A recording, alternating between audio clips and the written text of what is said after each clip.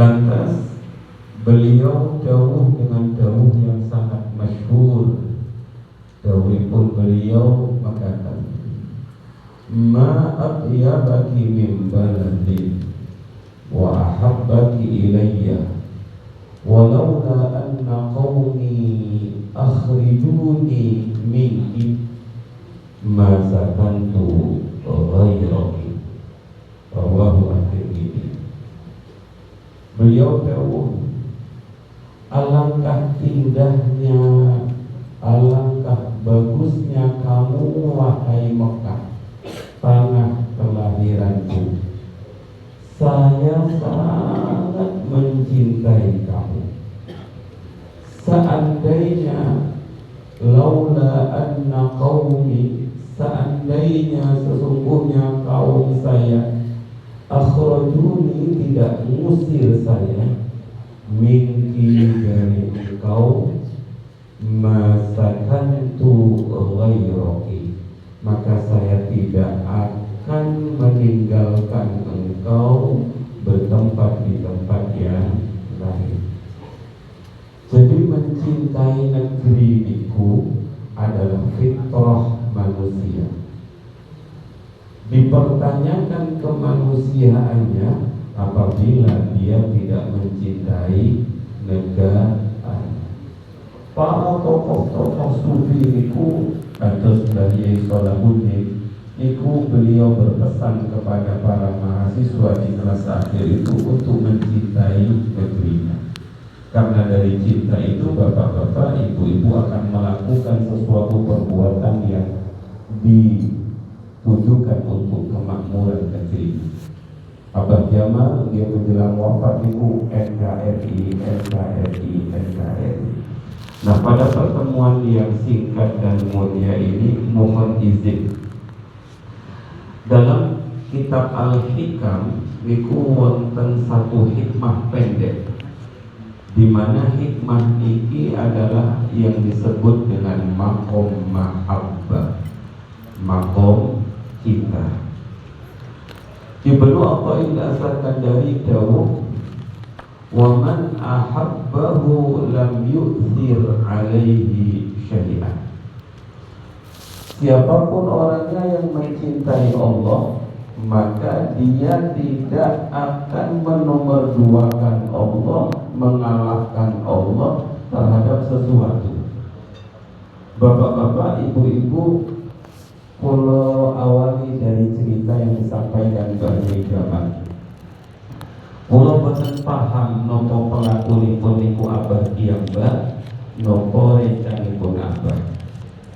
Tapi ceritanipun abah niku sangat cinta kepada Kyai Mursyid.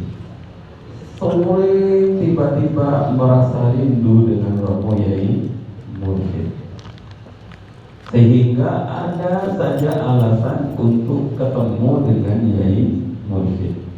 Sama seperti putuni jenengan, putra putri jenengan mondok, konten mawon alasan ben disambang.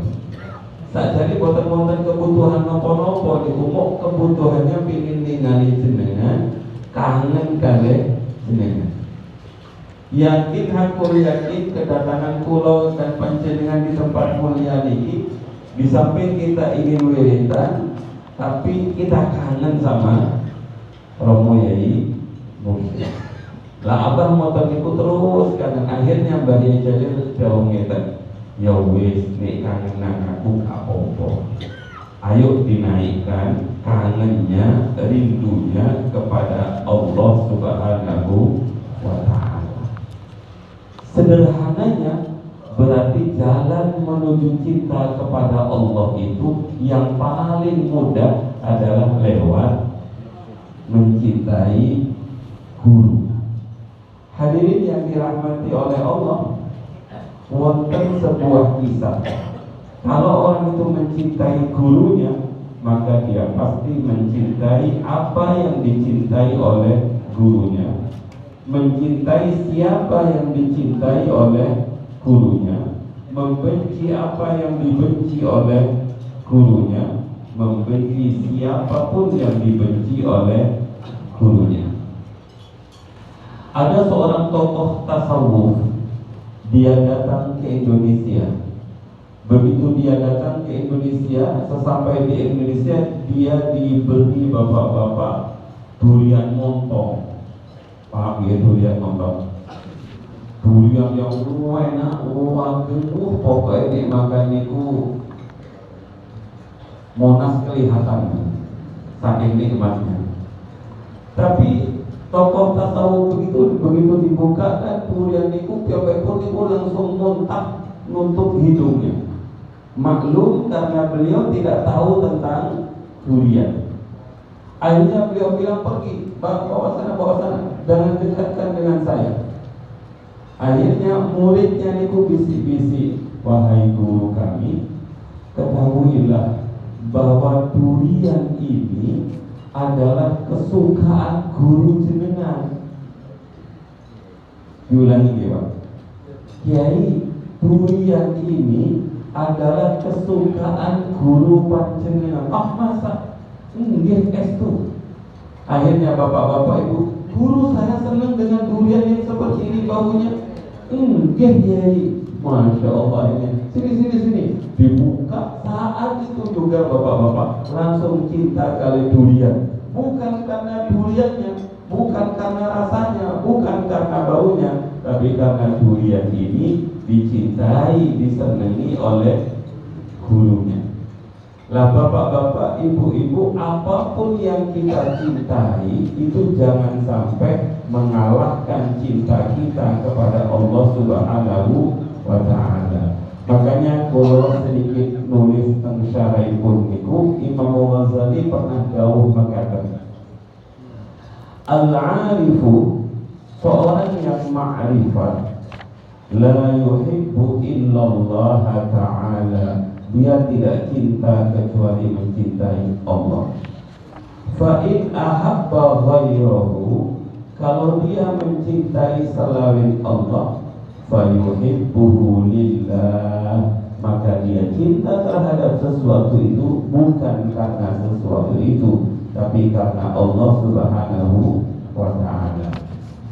In qad yuhibbul muhibbu abdal mahbubi wa aqaribahu wa baladahu wa thiyabahu wa san'atahu wa tasnifahu wa kullama huwa minhu ilaihi nisbatuhu. Dia mencintai apapun yang ingin dicintai karena menghubungkan apa yang dicintai itu dengan Allah Subhanahu wa Ta'ala. Kalau terusakan bapak-bapak, kalau baca mawar syarahnya, fa in ahabbar rasul, kalau seorang hamba itu mencintai Rasulullah, ahabbahu, maka dia mencintai Rasul, li'annahu rasulu mahbubihi wa habibuhu, karena Rasul itu adalah utusan kekasihnya dan orang yang paling dicintai. Kata sedawipun Mbah Yai Jalil tadi, sudah naikkan cintanya jangan pada saya tapi kepada Allah Subhanahu wa Ta'ala.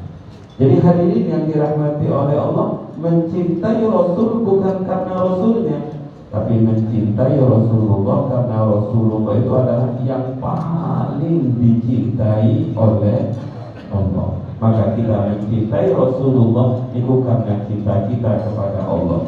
Kalau terus akan,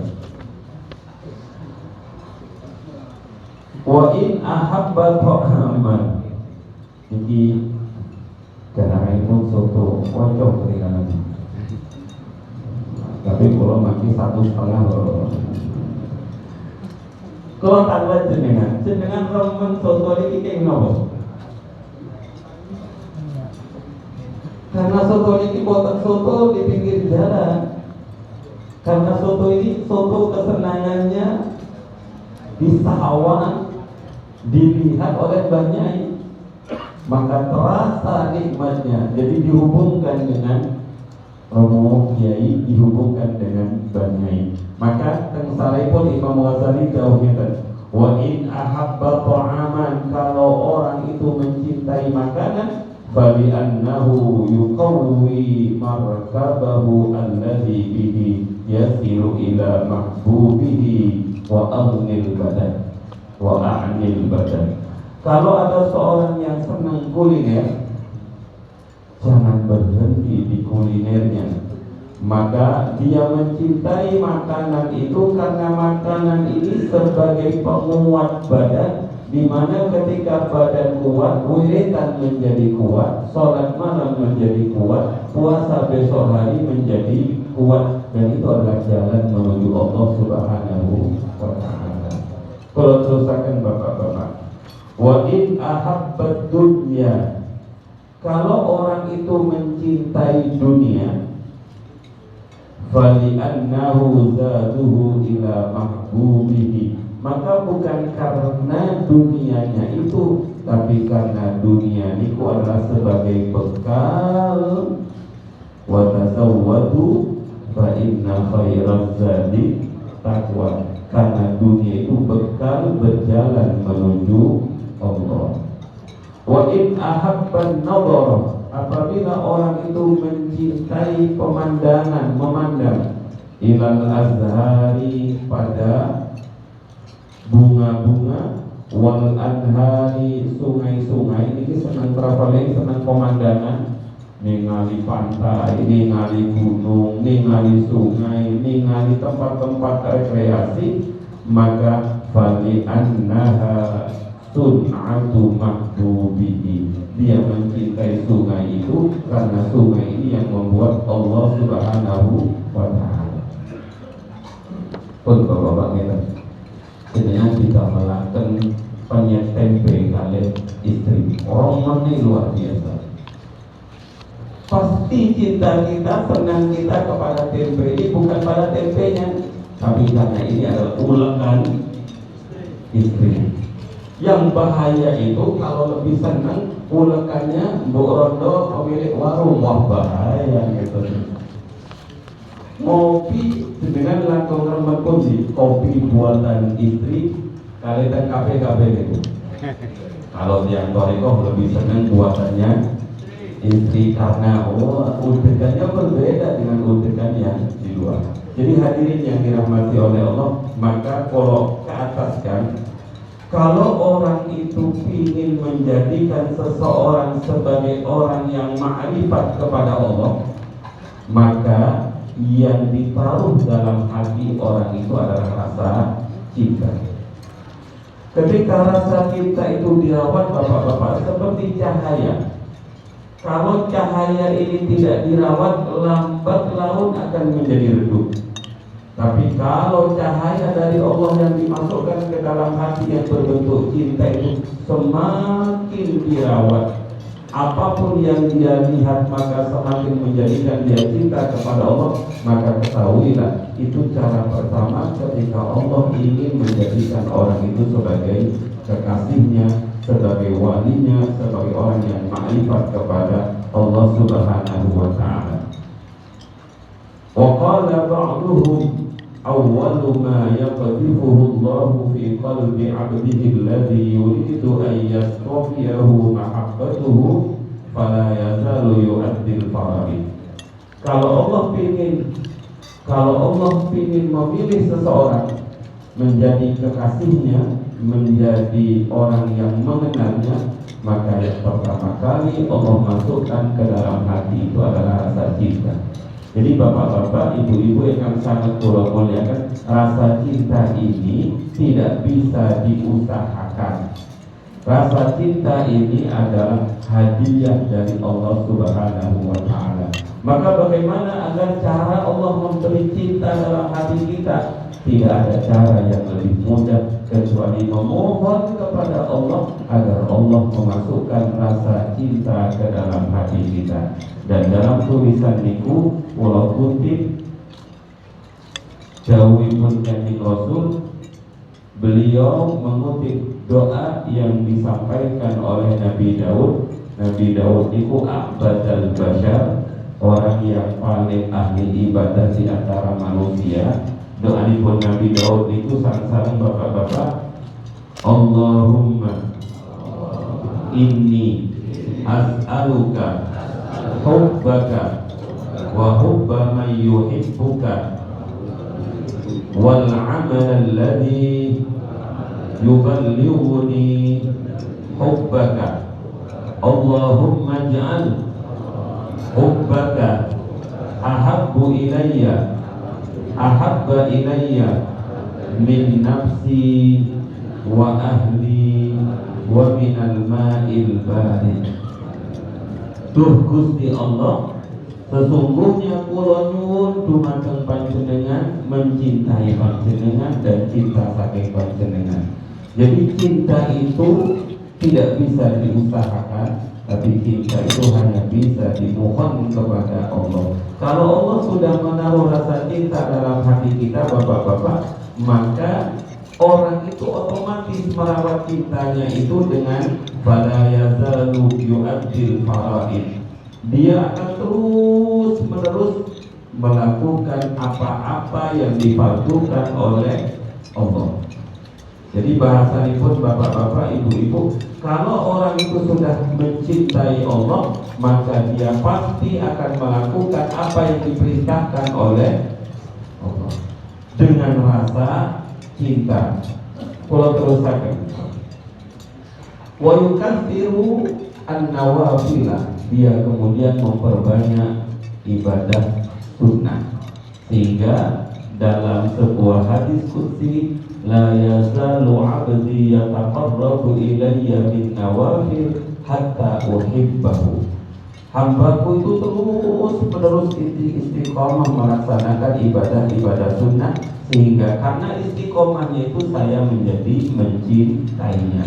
Kalau saya sudah menjadi mencintainya, maka saya akan menjadi tangannya di mana dia mukul atau bekerja, kakinya di mana dia bekerja di berjalan, lisannya di mana dia berbicara. Niku gara-gara Allah mencintai, dan cinta itu diawali dari dia melaksanakan yang sunnah-sunnah yang dianjurkan oleh Allah. Kemudian wa yadhkurullaha dzikran katsira, memupuk cinta agar semakin kuat itu dengan jalan mengingat Allah dengan zikran katsira. Pun ini pun dengan sedaya ini. Wa yukhalliya nafsahu wa yuhalliha, kemudian dia mengosongkan hatinya dari penyakit-penyakit, kemudian menghiasinya dengan perhiasan-perhiasan yang mulia.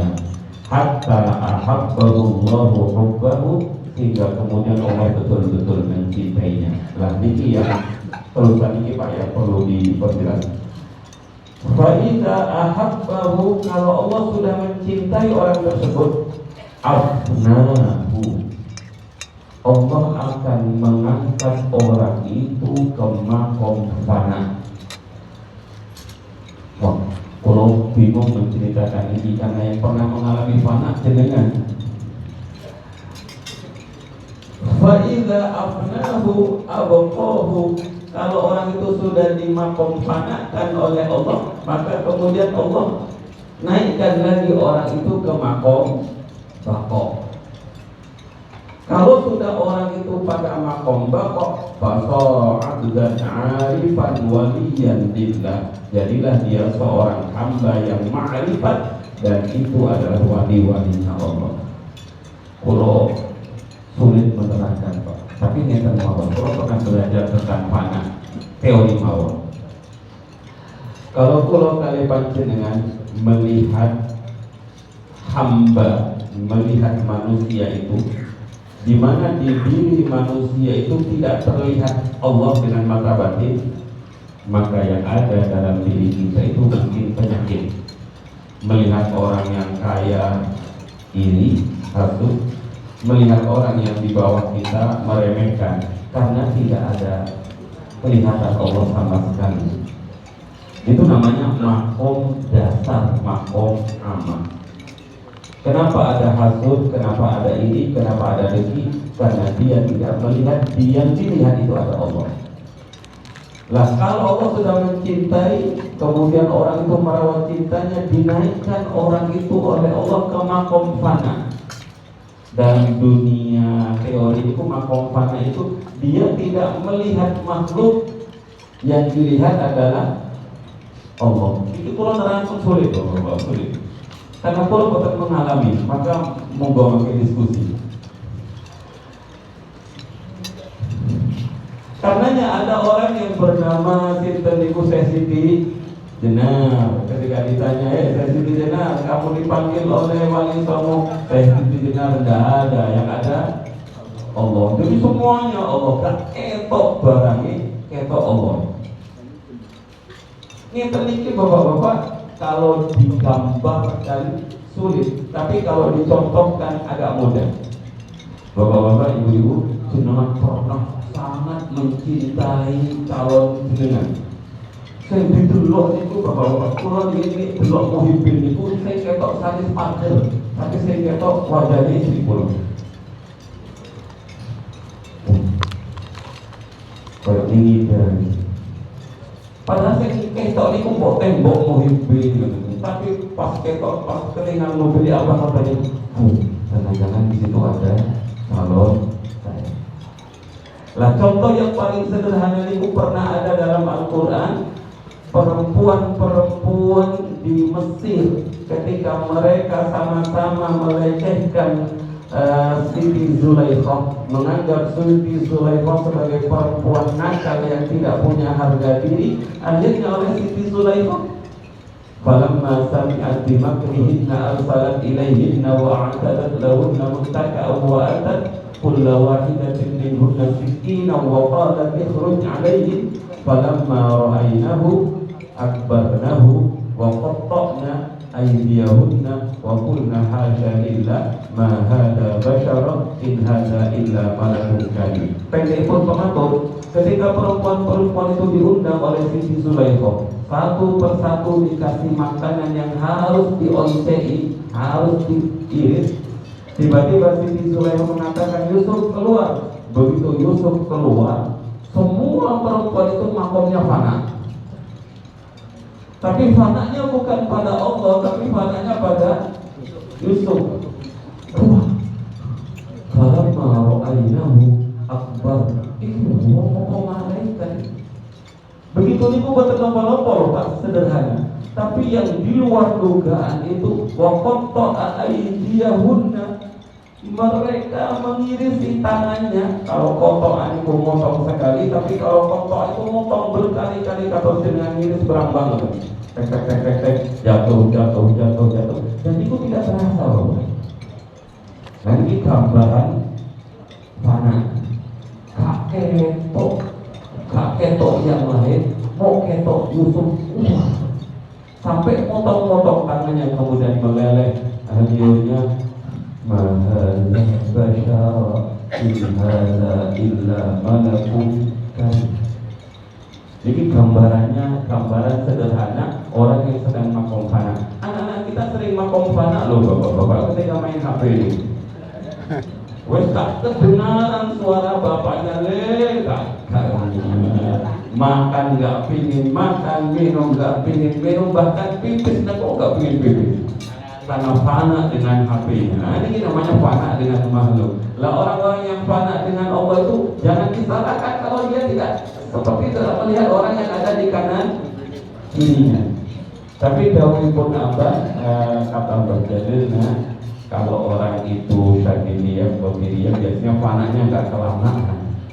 Kalau sudah orang itu pada makom fana ini, faiza abnahu abqahu, dinaikkan lagi oleh Allah ke makom yang lebih tinggi, yang stabil, yang disebut dengan makom baqo. Nah, makom baqo itu bahasa teorinya itu dia melihat makhluk, tapi di situ juga dia melihat Allah Subhanahu wa Ta'ala. Jadi dia tidak akan pernah membenci seseorang, juga tidak akan mengkultuskan seseorang, karena bagi dia dalam diri orang itu ada Allah Subhanahu wa Ta'ala.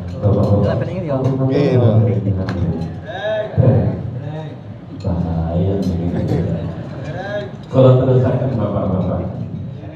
Ada seorang tokoh niki naminipun Al-Imam Al-Busiri. yang kulo kemarin sawal sowan teng makom pun kali Mbak Nyai kali istri kulo. Imam Busiri ini mencintai Rasulullah itu sangat luar biasa, karena cintanya yang luar biasa itu, maka bait-bait burdah, kalau kemarin hataman bait burdah selama maulid itu, setiap baitnya itu dan syarahnya itu wonten maziyah hasiyah masing-masing. Jadi bait ini dibaca kalau ingin menghadapi pejabat yang lalim, bait ini dibaca kalau ingin punya anak, bait ini dibaca kalau ingin dagangannya lain. Hampir seluruh bait-bait burdah itu lahu khasiyatul khosoh, memiliki khasiat yang istimewa. Ternyata alasannya lisyiddati hubbihi ila Rasulillah, karena cintanya yang luar biasa dari Imam Busiri kepada Rasulullah. Lah Imam Busiri ini nopo fana di loro. Setiap melihat sesuatu bukan fana. Kalau fana itu melihat sesuatu, melihat tidak kelihatan sesuatunya, tapi yang kelihatan adalah Rasulullah. Tapi Imam Busiri ini setiap melihat apapun yang ada di depannya, dia terus gabungkan dengan Rasulullah.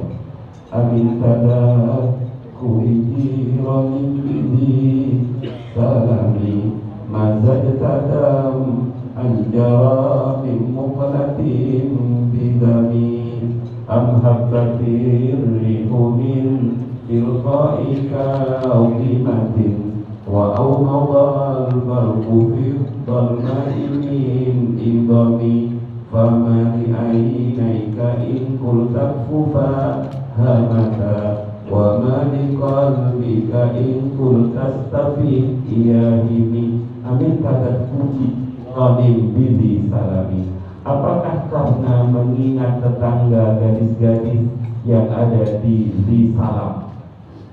Jadi di Salam itu tempat di mana di situ antara Mekah dan Madinah yang sering diampiri Rasulullah. Apakah karena kamu melihat tetanggamu yang ada di Salam? Di Salam itu tempat yang sangat penuh dengan kenangan, karena di situ dia pernah bermimpi Rasulullah, tempat itu sering diampiri Rasulullah. Apakah karena kamu melihat tetanggamu yang ada di Salam? Amin tadakku jirani di Salam mazad tadam anjara min muqlatin bidami, mengalirlah air mata yang bercampur darah dari matanya. Jadi Imam Busiri ini menangis karena rindu ketika melihat di Salam itu, langsung dia menangis sampai saking seringnya menangis, yang keluar dari mata itu bukan lagi air mata tapi darah.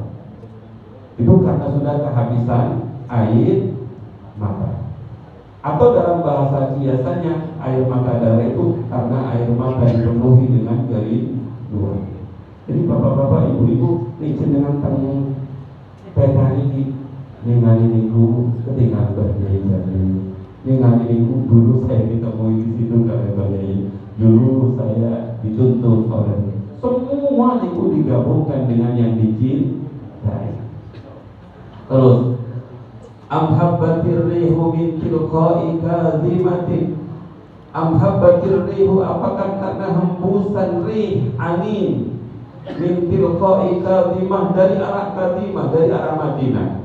Ketika beliau terhembus angin, beliau mengatakan, ini angin bukan angin biasa ini angin datang dari Madinah. Ini angin yang pernah ditiupkan oleh baginda Rasulullah sallallahu alaihi wasallam. Nangis lagi bapak-bapak. Kena angin itu juga nangis. Wa awmadal barqu fi dhalma'i min idhami, melihat di idham itu ada cemeleret. Namanya itu cemeleret kilat, wonten kilat betul. Itu kilat di Madinah itu. Nangis bapak-bapak. Karena bukan kilatnya, bukan anginnya, bukan risalamnya, tapi karena semua itu tidak lepas dari Rasulullah sallallahu alaihi wasallam. Jadi kalau orang sudah mencintai itu bapak-bapak, yang dilihat di depan itu pasti digabungkan dengan yang dicintai.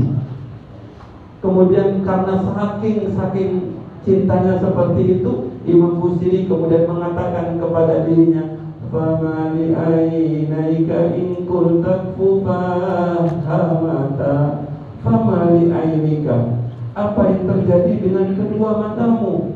In kunta, tatkala kamu berkata kepada matamu itu ukfufa, berhentilah kamu menangis.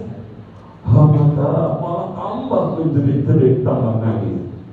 Jadi jenengan pernah ningali santri baru pasti paham Pak. Kalau santri baru itu kangen pada kakeknya, kangen pada neneknya, kangen pada orang tuanya, nangis pelan-pelan.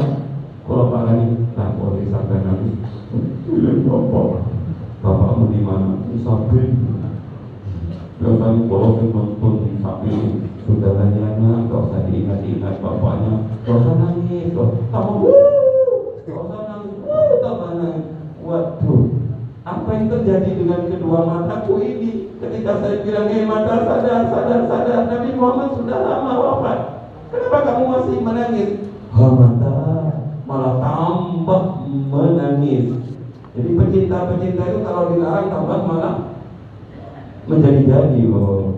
Wa ma liqalbika in kunta tastafiq yahimi, apa yang terjadi dengan hatimu? Apa yang terjadi dengan hatimu yang dipenuhi dengan kerinduan kepada Nabi Muhammad itu? In kunta istafiq, sadar, eleng, sadar. Yahimi, malah dia semakin rindu kepada Rasul. Ini juga pernah terjadi pada Sayyidina Umar bin Khattab radhiyallahu anhu. Ketika Sayyidina Umar mendapat kabar bahwa kanjeng Nabi wafat, cintanya Sayyidina Umar kepada kanjeng Nabi itu luar biasa. Pernah suatu saat anak kandungnya itu badai ditempeleng gara-gara Sayyidatina Hafsah itu nuntut sesuatu kepada kanjeng Nabi. Jadi ketika di Mekah, orang-orang istri Nabi itu ketika di Mekah itu bapak-bapak orang Mekah itu orang yang sederhana, nggak cincinan, nggak kalungan, nggak gelangan. Ketika istri-istri Nabi ini dibawa hijrah ke Madinah, tradisi Madinah itu senang berhias. Nah, namanya perempuan telok toko berhias, masa nggak pingin kalau ya Rasul ingin lah, pengen seperti itu sehingga membuat Rasulullah sedih. Bukan Rasulullah tidak bisa memberi, bukan Rasulullah tidak punya, Rasulullah itu gagah bapak-bapak. Akhirnya Rasulullah itu nyepi ke masjid gara-gara istri-istrinya sudah hubung dunia.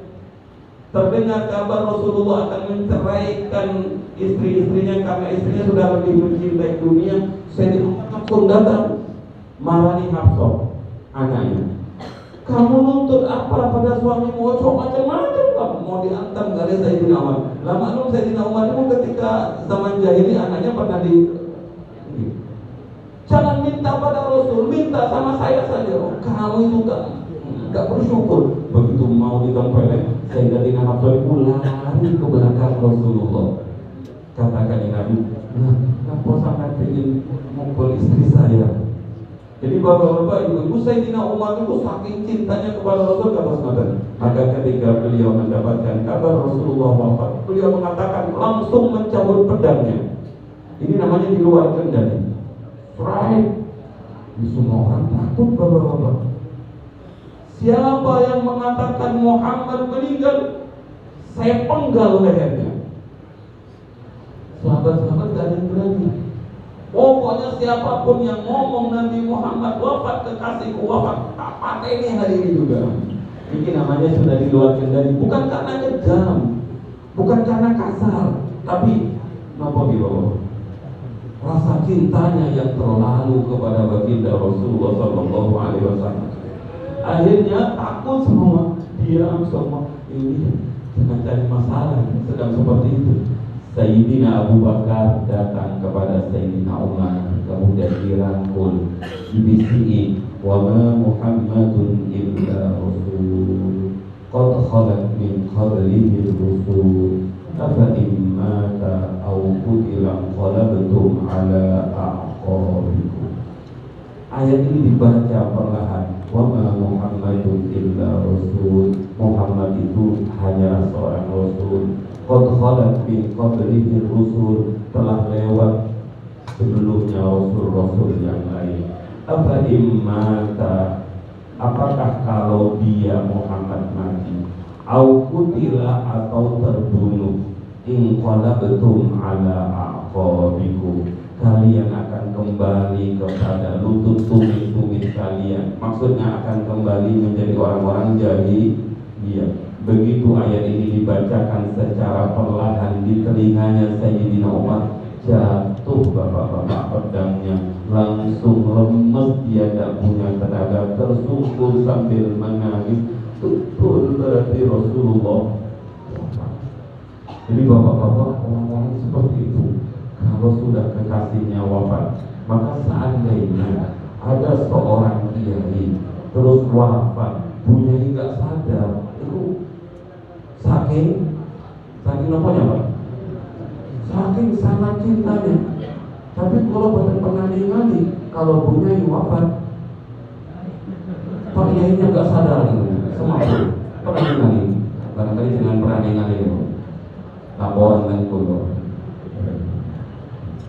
Kenapa? Bukan karena nggak cinta kiainya, tapi karena kiainya tauhidnya sudah tinggi.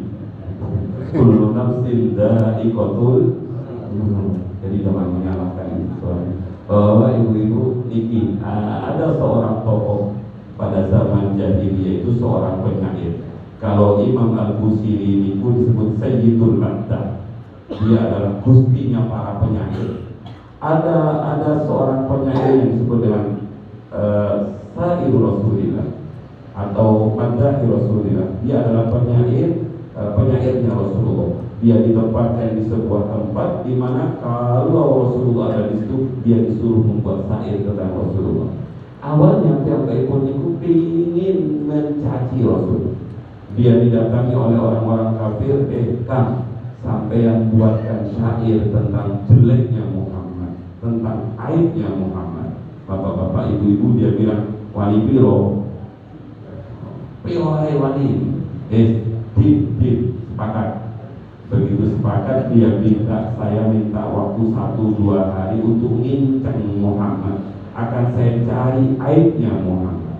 Bapak-bapak, akhirnya pihak ekonomi ngincang Nabi Muhammad. Begitu lewat, mau dilihat di mana letak kekurangannya Nabi Muhammad, di mana letak aibnya Nabi Muhammad. Tapi begitu dia melihat Nabi Muhammad, pancaran cahayanya Nabi Muhammad itu langsung masuk ke dalam hatinya. Dia lihat dari atas sampai tengah sampai bawah, gak ada aib sama sekali. Akhirnya dia mengeluarkan syair begini. Wa ajmalu minka lam tara qattu ain, wa atyabu minka lam talidin nisa'u, khuliqta mubarra'an min kulli aibin, ka'annaka qad khuliqta kama tasha'u. Apa artinya? Wa ajmalu minka, yang lebih tampan dibandingkan kamu Muhammad, lam tara qattu ain, tidak ada mata yang pernah melihat. Jadi matanya siapapun mulai saat ini sampai kapanpun gak akan pernah melihat orang yang ajmalu minka, lebih ganteng dibandingkan kamu.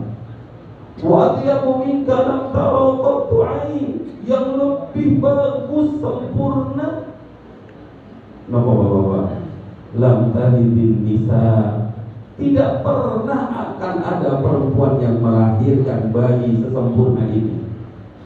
Kemudian dia mengatakan, khuliqta mubarra'an min kulli aibin, engkau diciptakan mubarra'an, lepas bebas, min kulli aibin, tanpa aib, tanpa cacat. Makanya sejak zaman jahiliyah sampai Nabi Muhammad lahir sampai hari ini, para peneliti ingin melihat satu saja kekurangan Nabi Muhammad. Sampai hari ini belum ada yang menemukan apa kekurangan Nabi Muhammad.